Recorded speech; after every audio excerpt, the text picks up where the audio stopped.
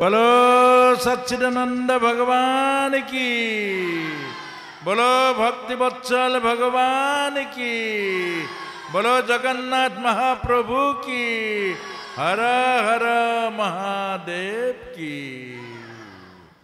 সকলে চকুমুদ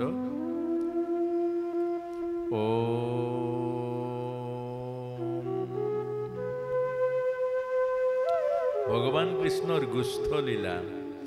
আমাৰ ভগৱানে গৰু চৰাবলৈ গৈছেগে। আমাৰ এইবোৰ প্ৰশ্ন আহিব লাগে যুৱকসকলক, এই যে ভগৱানে গৰু কিয় চৰাবলৈ গৈছেগে?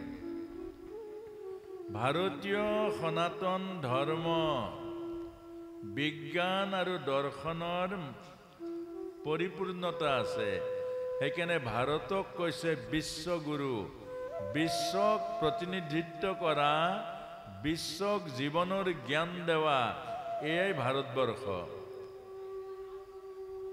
এতিয়া সকলে খুব ধ্যান দি শুনিব, দৰ্শনখিনি শুনিব। এফালে কাহিনী কৈছে, কাহিনী কি কৈছে যে ব্ৰজধামৰ যুৱকসকল, ভগৱান কৃষ্ণক যুৱক বুলি ধৰিছে। 12 বছৰ বয়সত যুৱক হয়, অৰ্থাৎ 12 বছৰ বয়সত যৌৱন আহে প্ৰতিজন যুৱকৰ। আৰু সেই যৌৱনক ধৰি ৰাখিবৰ কাৰণে, সেই যৌৱনক শৃংখলাবদ্ধ কৰি উত্তৰণ ঘটাবৰ কাৰণে, পুৰুষ সত্তাক ৰক্ষা কৰিবৰ কাৰণে, অৰ্থাৎ ব্ৰহ্মচৰ্য পালন ৰক্ষা কৰিবৰ কাৰণে, জীৱনৰ ভেটি নিৰ্মাণ কৰিবৰ কাৰণে ভগৱান কৃষ্ণই আমাক জীৱন শিক্ষা দিছে যে গোচাৰণ লীলা। গো মানে ইন্দ্ৰিয়, গো মানে হ'ল ইন্দ্ৰিয়। ইন্দ্ৰিয়ক নিয়ন্ত্ৰণ কৰা, সাধনাৰ দ্বাৰা ইন্দ্ৰিয়ক নিজৰ কৰি লোৱা, বশ কৰা, আৰু সেই কথাটোকে কৈছে গোচাৰণ লীলা। অৰ্থাৎ যুৱ প্ৰজন্মক এইখিনি কথা জানিব লাগিব। আপোনাক সবে খুব ধ্যান দি শুনিব। 12 বছৰ বয়সত পুৰুষৰ ব্ৰহ্মশক্তি আৰম্ভ হয়। 12 বছৰ বয়সত আমাৰ কন্যাসকলৰ ৰজ দৰ্শন হয়। ৰজ হ'ল সৃষ্টিৰ মূল, আদ্য শক্তিৰ আধাৰ। ৰজ শক্তিয়ে আৰু পুৰুষৰ হ'ল ব্ৰহ্মশক্তি। ব্ৰহ্মশক্তি মিলন ঘটি এটা মানৱ বা এটা জীৱক পৃথিৱীলৈ অহাৰ বাট মুকলি কৰি দিয়ে, এটা দেহ বনাই দিয়ে। ৰজ শক্তিৰ পৰা দেহ হয়, পুৰুষ শক্তিৰ পৰা আত্মা হয়, দেহৰ মূল তত্ত্ব, চালিকা শক্তি বা তত্ত্ব। যদি ব্ৰহ্মচৰ্য নাথাকে তেতিয়াহ'লে পুৰুষৰ দ্বাৰা যিবোৰ সন্তান পৃথিৱীলৈ আহে, সেই সকল সন্তান প্ৰেতাত্মা হৈ আহে। ভাল সন্তান, দৈবিক সন্তান কেতিয়াও নাহে। সেইকাৰণে কৈছে যি পুৰুষৰ ব্ৰহ্মশক্তি, মানে আমাৰ যুৱকসকলৰ যদি চৰিত্ৰ নষ্ট হয়, তেতিয়া বীৰ্য শক্তি নাভিৰ তলত থাকে। চৰিত্ৰহীন পুৰুষৰ, চৰিত্ৰহীন যুৱকৰ ব্ৰহ্মশক্তি নাভিৰ তলত থাকে। আৰু নাভিৰ তলৰ ব্ৰহ্মশক্তিৰ দ্বাৰা যিবোৰ সন্তান জন্ম হয়, এইবোৰ সন্তান প্ৰেতলোকৰ পৰা আহে। এইবোৰ সন্তানে পিতৃ মাতৃক উদ্ধাৰ কৰিব নোৱাৰে, মাত্ৰ দুখ আৰু কষ্ট দিব। এইবোৰ সন্তানে বংশ ৰাখিব নোৱাৰে, বংশ মাত্ৰ কলংকিত কৰিব। এইবোৰ সন্তানে ধৰ্ম ৰাখিব নোৱাৰে, সংস্কৃতি আৰু সভ্যতা কেতিয়াও ৰক্ষা কৰিব নোৱাৰে। অৰ্থাৎ কেলে এইবোৰ সন্তান হ'ল প্ৰেতাত্মা, প্ৰেতলোকৰ পৰা আহে। সেইকাৰণে আমাক ভগৱান কৃষ্ণই এইটো শিকাইছে, 12 বছৰ বয়সৰ পৰা ব্ৰহ্মচৰ্য পালন কৰি ইন্দ্ৰিয় নিয়ন্ত্ৰণ কৰক, বহিৰ্মুখী ইন্দ্ৰিয়ক অন্তৰ্মুখী কৰক, আৰু সেইটোৱে হ'ল গোচাৰণ লীলা। প্ৰভুৱে আমাক শিকাইছে। অৰ্থাৎ প্ৰভু লীলা কেলে কৰিছে? পৃথিৱীলৈ আহি ধৰ্ম আৰু সমাজক সুখ শান্তি দিবৰ ৰাস্তা দেখুৱাবলৈ। অৰ্থাৎ ভগৱান আহিছে ৰাস্তা দেখুৱাবলৈ, ভগৱান আহিছে ধৰ্ম ৰক্ষা কৰিবৰ কাৰণে, ভগৱান আহিছে মানৱ জাতিক এখন সুন্দৰ সমাজ দিবৰ কাৰণে। অৰ্থাৎ প্ৰতিটো লীলাৰ মাজতে আমাৰ জানিব লগা, বুজিব লগা, আচৰণ কৰিব লগা তাত তত্ত্ববোৰ সোমাই আছে। আৰু সেইকাৰণে ভগৱান কৃষ্ণ গোচাৰণ লীলা অৰ্থাৎ গোটেই ব্ৰজবাসীৰ গোচাৰণ অৰ্থাৎ ব্ৰজধামত এইকাৰণে শান্তি আছিলে, তাত ধৰ্মৰ বা জীৱনৰ কৰিব লগা কাম তেওঁলোকে কৰিছিলে, তেওঁলোকে এৰা নাছিলে, আমিবোৰে এৰি গলো। এতিয়া সেই গোচাৰণ লীলা আৰম্ভ কৰিলে ভগৱান কৃষ্ণৰ পৰা অৰ্থাৎ নন্দৰ ঘৰৰ পৰা।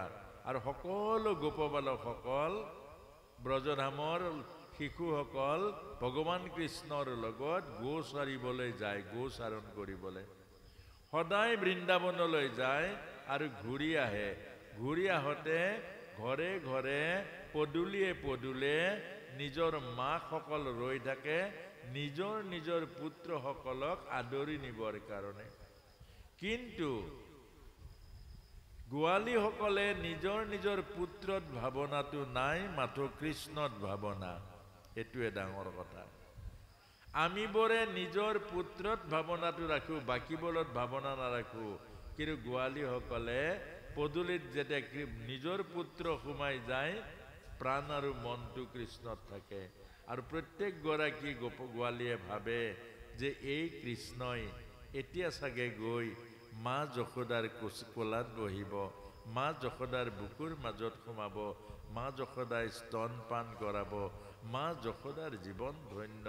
ইমান পুণ্য কিমান সাঁচিলে, আমাৰো যদি বুকুৰ মাজত বহি এবাৰ হ'লেও এই কৃষ্ণই আমাৰ স্তনপান কৰিলেহেঁতেন, সাৱটি ধৰিলেহেঁতেন, মা বুলি মাতিলেহেঁতেন, আমাৰ জীৱন আৰু জনম ধন্য হৈ গ'লহেঁতেন। এই ভাৱনা ৰূপী ভাৱৰূপী ভগৱন্তই বুজি পালে আৰু ক'লে তথাস্তু। তেওঁলোকৰ ভাৱনাক স্বীকাৰ কৰিলে। আৰু যেতিয়া ভগৱান কৃষ্ণই এই গোবৎসসকল আনি মেলি দিয়ে, গৰুৱে অৰ্থাৎ গৌ মাতাসকলৰ গাখীৰ খাই গৌ মাতাসকলে চেলেকিব লাগে পোৱালিক চেলেকিবলৈ পাহৰি যায়, অকল কৃষ্ণৰ মুখলে লাগি চাই থাকে। সেই শ্যাম সুন্দৰ অলকা তিলকধাৰী ময়ূৰ পাখি পৰিহিতা এই দিব্য অপৰূপ সেই ব্ৰজধামৰ সৌন্দৰ্য, গোপীৰ প্ৰাণধন আৰু যশোদাৰ নয়নৰ মণি অকল কৃষ্ণলে চাই থাকে। আৰু তেতিয়া গো মাতাসকলে ভাবে যে এই কৃষ্ণৰ ৰাতুল ওজজুৰিৰে আমাৰ উহাৰৰ পৰা যদি গাখীৰ চুপি চুপি খালেহেঁতেন আমাৰ জনম জীৱন চব ধন্য হৈ গ'লহেঁতেন, আমি গো মাতা হোৱাৰ পাছতো জনম ধন্য হৈ গ'লহেঁতেন। আৰু এই মনোবাঞ্ছা তথাস্তু। এয়াই আমাৰ ভগৱান। গো মাতাৰ গৰুৰ মনৰ কথা বুজি পাই গৰুৰ ভাৱনাক স্বীকাৰ কৰা ভগৱানে আপোনাৰ ভাৱনাক স্বীকাৰ নকৰিব?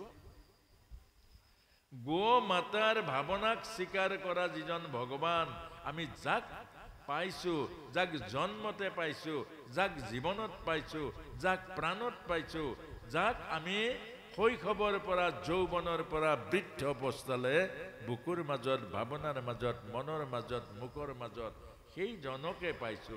আৰু সেইজনে আমাক কি নতৰাব? এই কথাটোকে আমাক বুজাইছে।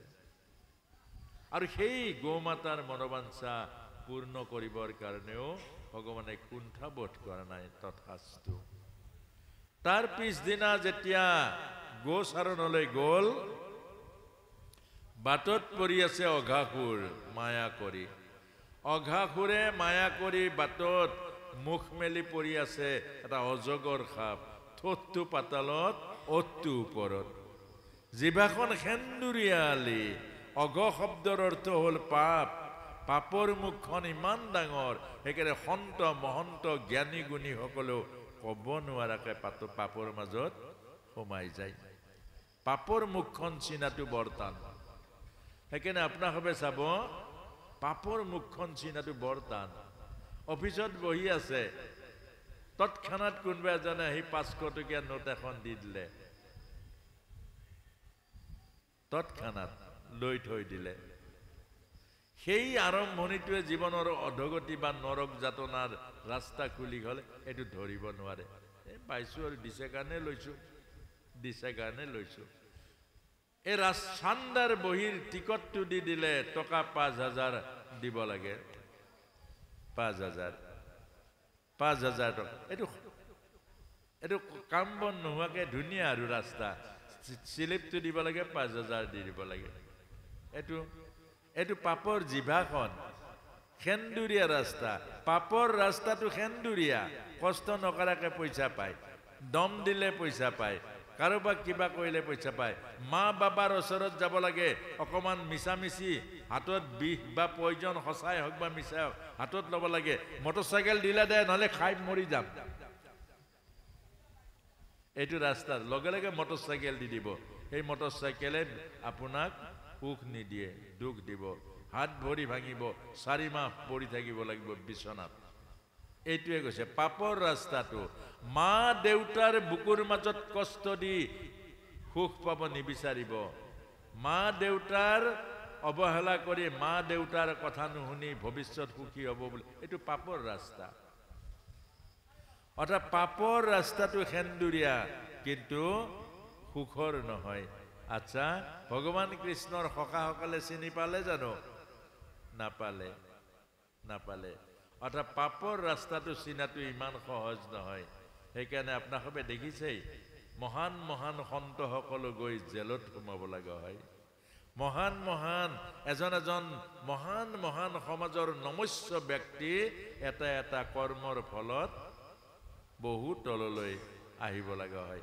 এইটোৱে কৈছে পাপৰ ৰাস্তাটো সেন্দুৰীয়া ৰাস্তা আৰু আমাক এই কাৰণে কৈছে যে গোপবালকসকল সেই আগতে কৃষ্ণ আগত যায় বাকীসকল পিছত যায় পাপৰ ৰাস্তাটো দেখাৰ লগে লগে সেন্দুৰীয়া ৰাস্তাটো দেখাৰ লগে লগে কৃষ্ণ পাছ পেলালে গোপসকল আগত গুচি গ'ল আমি বৰেও যেতিয়া বেয়া অৰ্থাৎ ভোগৰ ৰাস্তা জীৱনৰ লোভৰ ৰাস্তা জীৱনৰ 2 নম্বৰী ৰাস্তা পাওঁ সেইদিনা কৃষ্ণ কৰোঁ জানো সেইদিনা কৃষ্ণ নালাগে সেইকাৰণে আমি পাপৰ গাঁতত সোমাই যাওঁ ভগৱানে কৈছে তথাপিও তই মোৰ ওচৰত থাকিবি মই তোক উদ্ধাৰ কৰিম ভুল কৰিলেও কৰিম তই ভুল কৰিলেও কৰিম কিন্তু মোৰ আশ্ৰয়ত থাকিব লাগিব যে গোপবালকসকল মোৰ আশ্ৰয়ত আছিল কাৰণে ভুল কৰিলে মই উদ্ধাৰ কৰিলোঁ পাপৰ পৰা আৰু আমাকো কৈছে ভগৱানৰ কৃষ্ণৰ চৰণত থাকিলে আমাকো উদ্ধাৰ কৰিব আৰু যদি কৃষ্ণৰ চৰণ নাথাকো তেতিয়াহ'লে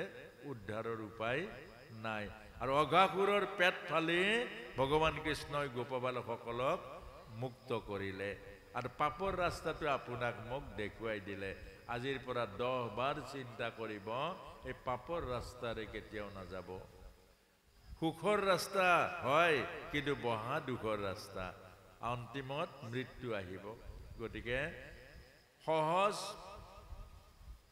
কাম নকৰাকৈ ধন নাখাব আৰু কাৰোবাৰ পৰা কাম নকৰাকৈ পইচা নিবিচাৰিব মেহনত নোহোৱাকৈ ধন সুখত নাপায় মেহনতৰ মাজেৰে কৰিব ধৰ্মৰ মাজেৰে কৰিব তাত সুখ পাব অধৰ্মৰ মাজেৰে ঘটা ধন ই জীৱনৰ দুখ আৰু নৰক দিব অঘাসুৰ বধ কৰিলে অঘাসুৰ বধৰ পাছত ভগৱান কৃষ্ণ বৃন্দাবনলৈ গ'ল তাত কি কৰিলে গোচাৰণ কৰিলে আৰু ঘৰৰ পৰা যিবোৰ লাৰু পিঠা এইবোৰ নিছিলে ক্ৰীম মাখন দৈ একেলগে বহি ল'লে বৃন্দাবনত ঘূৰণীয়াকৈ এটা পদুম ফুলৰ নিচিনা গোপবালকসকল বহি ল'লে খোৱা বস্তু উলিয়ালে এনেকৈ খাবলৈ ধৰিলে ইজনে সিজনক খুৱাইছে ইজনে সিজনক দলিয়াইছে ইজনে হাঁহিছে খেলিছে এক অপূৰ্ব মনোৰম আনন্দৰ মাজত সব বিলীন হৈ গৈছেগে যেন জাতি নাই ধৰ্ম নাই উচ্চ নাই নিচ নাই ভেদ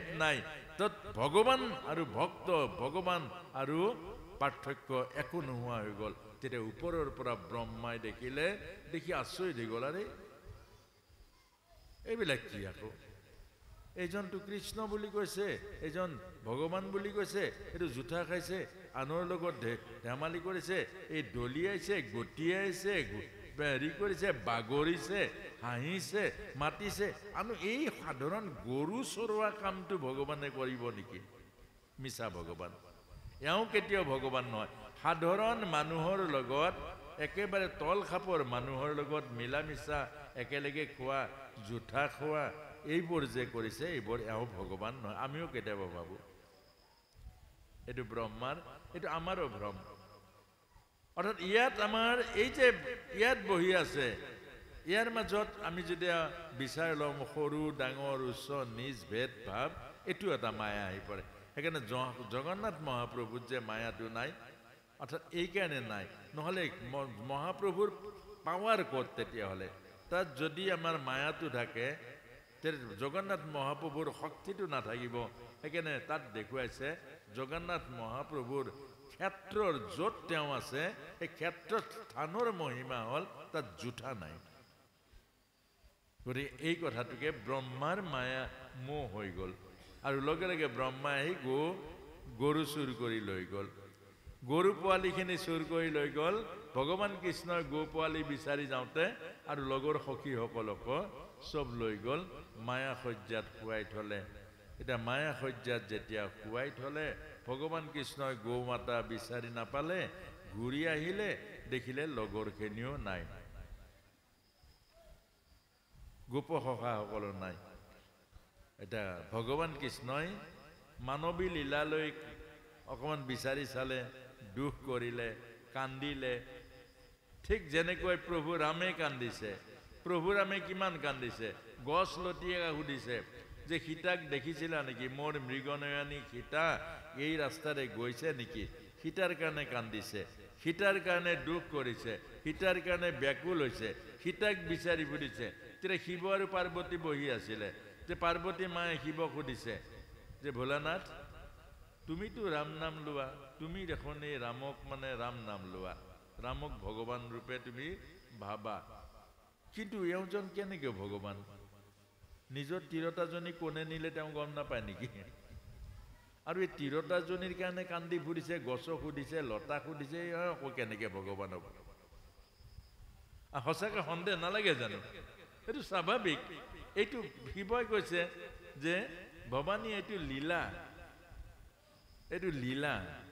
আৰু কেনেকুৱা লীলা হ'ব তিৰোতাজনী কোনে নিছে গম নাপায় জানে যদি তিৰোতাজনী কোনে নিছে গম নাপায় তেওঁ ভগৱান কেনেকৈ হ'ব আকৌ গছক সুধিছে লতাক সুধিছে কোনে নিলে কি কথা তেওঁ কেনেকৈ ভগৱান তেতিয়া শিৱই আকৌ বুজি পালে তেওঁৰ সংশয় আছে তেতিয়া ক'লে তুমি গ'লে তেতিয়া পৰীক্ষাটো কৰি আহা তেতিয়া সীতা সতীমা ভৱানী গুচি গৈ দেখিলে সীতা হৈ গ'ল তেওঁ সীতা ৰূপ লৈ গুচি গ'ল আৰু সীতা ৰূপ লৈ গৈ আগত ওলাই দিলে তেতিয়া প্ৰভু ৰামে ক'লে মা শংকৰ ভগৱান ক'ত এৰিলা তেতিয়াতো এতিয়া ক'ব নোৱাৰা হ'ল একো মাত মাতিবই নোৱাৰা হৈ গ'ল তেতিয়া গুচি আহিলে গুচি আহি শিৱ ভগৱানে সুধিলে তুমি পৰীক্ষা ল'লানে তেতিয়া হাঁহিলে একো নক'লে তাৰমানে পৰীক্ষা নাই লোৱাৰ নিচিনাকৈ দেখুৱালে ক'বলৈ লাজ আৰু সেইকাৰণে সতী প্ৰাণ ত্যাগ কৰিব লগা হ'ল শিৱৰ যজ্ঞত কেলে স্বামীৰ আগত মিছা কথা ক'লে স্বামীৰ আগত মিছা কথা কোৱা কাৰণে সেই দেহটো অপবিত্ৰ হৈ গ'ল আৰু সেইকাৰণে দক্ষৰ যজ্ঞত সতীয়ে প্ৰাণ ত্যাগ কৰিব লগা হ'ল এইবোৰ কাহিনীবোৰ আমাৰ জীৱনৰ জ্ঞানৰ কাৰণে কৈছে এতিয়া শেষত গৈ ভগৱান কৃষ্ণই নিজৰ পৰা গোপবালক আৰু গোবৎস সৃষ্টি কৰিলে নিজেই গৰুৰ পোৱালি হ'ল আৰু নিজেই গোপবালক হ'ল আৰু 1 বছৰ গোমাতাৰ গাখীৰ খালে গোমাতাৰ মনোবাঞ্ছা পূৰণ কৰিলে 1 বছৰ গোৱালীৰ স্তনপান কৰিলে ভগৱান কৃষ্ণই এইজন কৃষ্ণ আপোনালোকে যিজন কৃষ্ণক পাবলৈ যিজন কৃষ্ণক ভক্তি কৰিছে এইজন কৃষ্ণ যে গোৱালীৰ মনৰ ভাৱনা পূৰণ কৰি 1 বছৰ গোৱালীৰ বুকুৰ মাজত স্তনপান কৰিছে মৰম দিছে সাৱটি ধৰিছে 1 বছৰ আৰু 1 বছৰ গোমাতাৰ গাখীৰ খাইছে গৰু হৈ ভগৱান গৰু হৈ এইজন কৃষ্ণ আমাক এৰিব এইজন কৃষ্ণ আমাক কেতিয়াও নাচাব এইজন কৃষ্ণই আপোনাক উদ্ধাৰ নকৰিব এইজন কৃষ্ণই আপোনাক কৃপা নকৰিব কেনেকৈ ভাবিব পাৰে এইকাৰণে আমাক কৈছে অগাসুৰ বধ তাৰ পাছতে 1 বছৰ পাছত ব্ৰহ্মাই ভাবিলে ব্ৰহ্মাৰ আকৌ 1 নিমিষ, আমাৰ 1 বছৰ। তে ব্ৰহ্মাই ভাবিলে এতিয়া ভগৱান কি কৰছে একবাৰ চাই আহো। আহিলে দেখিলে গোচাৰি আছে, সব একে গোচাৰণ কৰিছে, একে গোপবালকসকল খেলিছে, হাঁহিছে, গাইছে। তাৰ পাছত দেখিলে কি হল, যে লৈ আনিলে নেকি? আকৌ ব্ৰহ্মা গ'ল, দেখিছে চব শুই আছে মায়া সজ্জাত। আকৌ আহিলে, আকৌ গ'ল, আকৌ আহিলে, আকৌ গ'ল। তাৰপিছত ব্ৰহ্মাই মোহন হৈ গ'ল আৰু শেষত গৈ আহি আঁঠু ল'লে ভগৱানৰ ওচৰত, যে হে অনন্ত কোটি ব্ৰহ্মাণ্ডৰ মালিক, মই এটা অকমানি ক্ষুদ্ৰ ব্ৰহ্মাণ্ডৰ ব্ৰহ্মা মাত্ৰ। গতিকে প্ৰভু, মোৰ ভুল হোৱাটো স্বাভাৱিক, মোৰ কোনো লাজ নাই। তোমাৰ মায়াত অনন্ত কোটি ব্ৰহ্মাণ্ড মোহিত হৈ আছে, তোমাৰ মায়াৰ মাজেৰে সৃষ্টি নিৰূপণ হৈছে। প্ৰভু, মোৰ ভুল হোৱাটো স্বাভাৱিক, মই তোমাৰ চৰণত আঁঠু লৈছো, মোক ক্ষমা কৰা। তেতিয়া ক'লে যে ব্ৰহ্মা, মোৰ কাৰ্যতহে সহায় কৰিছা, বোলে তোমাৰ কোনো দোষ নাই। কেলে আমি চুৰ হৈও প্ৰভুৰ কাৰ্যত সেৱা কৰিছো, কেলে পুলিচবিলাকৰ চাকৰিয়ে নহ'লহেঁতেন। অন্তত চুৰ যিমানে বেছি হ'ব, পুলিচৰ চাকৰি বেছি হ'ব। সেইকাৰণে চুৰ লাগে আমাক। যিমানে বদমাছ হ'ব, নিন্দা কৰা মানুহ হ'ব, সিমানে আপুনি সাৱধান হ'ব। তাক দেখিলে ভয় কৰিব আপুনি, ভগৱানক ভয় নকৰে। সেইজনক দেখাৰ অন্তত সি জোকাব বুলি, সেই কৰবাত ধৰিব বুলি আপুনি সাৱধান হ'ব। যিমানে আপোনাৰ ডকাইত বেছি হ'ব, সিমানে আপুনি সাৱধান হ'ব। ঘৰৰ দৰ্জাটো 3 বাৰ টানি চাব, তলাটো মাৰিলো নে নাই।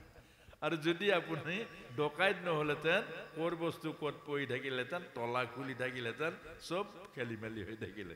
সেইকাৰণে এই প্ৰভুৱে চব, চুৰ প্ৰভু, ডকাইত প্ৰভু, ভালো প্ৰভু, বেয়াও প্ৰভু। সেইকাৰণে নাৰদ মুনিয়ে এই কথাটো কৈছে, তোমাৰ লীলা চাই চাই মই বিমূঢ় হৈ পৰিছো। আৰু গতিকে তোমাৰ এইবোৰ চব লীলা।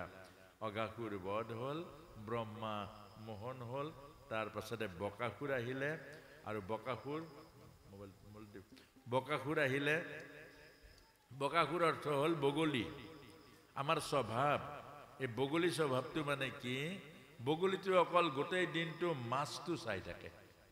মাছটো কামত কি আহে? খাই দিলে বিষ্ঠা হৈ গ'ল। অকল মাছটোৰ ৰখোতে গোটেই দিনটো খেদায়। না ভগৱানৰ নাম লয়, না ঈশ্বৰৰ কাম কৰে, না সৎসংগলৈ যায়, অকল মাছটো। মাছটো কি কামত আহিব? খাই দিলে বিষ্ঠা হৈ যায়। গোটেই জীৱনৰ সময়কণ মাছটোতে খেদাই দিয়ে। আমাৰ মানুহকো এইটো কথা আছে। এক শ্ৰেণী মানুহৰ স্বভাৱ অকল পইচাটো, অকল পইচা, অকল ধন, অকল ধন, অকল ধন। এই অকল ধন, সৎসংগলৈ নাযায়, সৎ কথা শুনিবলৈ নাযায়, ঈশ্বৰৰ নাম জপ নকৰে, অন্তত গুৰু সেৱা নকৰে, ঈশ্বৰৰ ওচৰত বহি অন্তত ধ্যান ধাৰণা, প্ৰভুৰ নাম জপ, মালা জপ, কিবা এটা সেইটো কৰিবলৈ সময় নাই, অকল পইচা। এতিয়া পইচাটো কি কৰিব? এতিয়া প্ৰশ্নটো হ'ল, পইচাটো কি কৰিব? পইচা ৰত্নাকৰক সুধিছে, তই যে এইবিলাক ডকাইতি কৰিছ, পাপ কৰিছ, এইবিলাক কৰিছ, তো জীৱনৰ আয়ুসটো যাব, তাৰ পাছত কি হ'ব? বোলে এইবিলাক চব ভগাই ল'ব। তে আমাকো সুধিছে, পইচাটো কি হ'ব? সিকন্দৰে আহিছে ভাৰতবৰ্ষত জয় কৰিবলৈ, বিশ্ব জয় কৰি কৰি আহি ভাৰতবৰ্ষ পালে।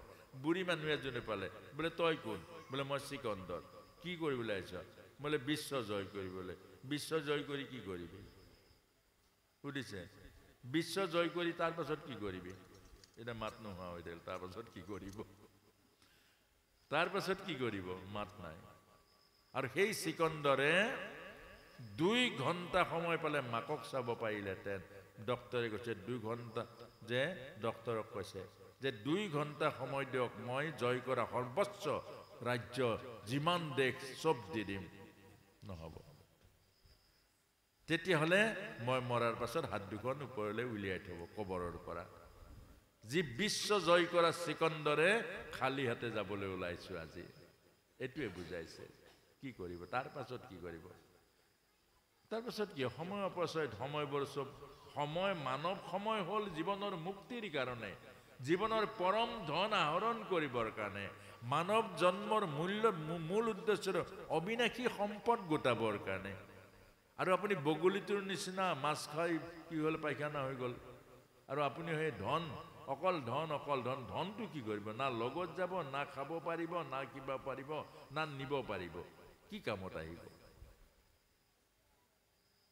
এইকাৰণে আমাক বুজাইছে বগলী স্বভাৱটো বেয়া সেইকাৰণে আধ্যাত্ম ভগৱান কৃষ্ণই ভাগৱতে অৰ্থাৎ আজি এই জ্ঞানখিনি পাইছে কোনবাৰ বগলী মৰিব নাই অৰ্থাৎ জ্ঞানটো ভাগৱত মানে কি কৃষ্ণ মানে আধ্যাত্মিক জ্ঞানহে আৰু জ্ঞানটো আজি যিজনে বুজি পাই ঘৰত গৈ চিন্তা কৰিব চিন্তা কৰি দেখিব এইটো কথাটোতো সত্য আৰু কথাটো সঁচাও অন্তিমতটো ভগৱান লাগিব যেতিয়া চুকত পৰি থাকিব বিছনাখনত আপোনাৰ ল'ৰা থাকিব বোৱাৰীৰ লগত পৰিবাৰ থাকিব ক'ৰবাত হয় নহয় তেতিয়া আপোনাৰ নাতি নাতিনী বেলেগ স্কুল আপুনি অকলে থাকিব এক জায়গাত বহিব তেতিয়া মোৰে ভাগৱতৰ কথা মনত আহিব আৰে তো ভাগৱতে ঠিকে বলছিল ঠিকে বললে কি হ'ব হয়তো টাইম পাছ হৈ গ'ল সেইকাৰণে আমাৰ কৈছে জ্ঞান বুদ্ধি বল বীৰ্য থাকোঁতে ভাল কথাবোৰ শুনক জীৱনত কামত লাগিব আৰু যদি নুশুনে বুঢ়া কালত শুনিম বুলি থৈ দিছে বুঢ়া কালত ভক্তি কৰিম